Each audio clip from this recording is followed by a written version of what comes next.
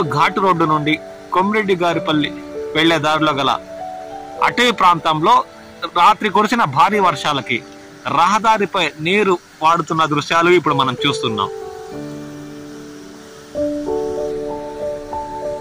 ఈ మధ్య కాలంలో కురుస్తున్న వర్షాలకి కల్లూరు ఘాటు రోడ్డులోని అటవీ ప్రాంతం పచ్చదనంతో కలకలలాడుతున్న దృశ్యాలు మనం వీక్షిస్తున్నాం.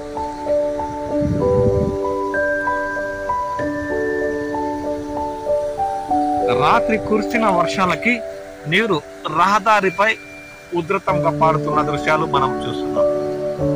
దీంతో పశువులకు మేతే కాకుండా రైతులకు రాబోయే 2 సంవత్సరాలు వ్యవసాయానికి నీటి సౌకర్యంగా ఉంటుందని వారు హర్షం వ్యక్తం చేస్తున్నారు.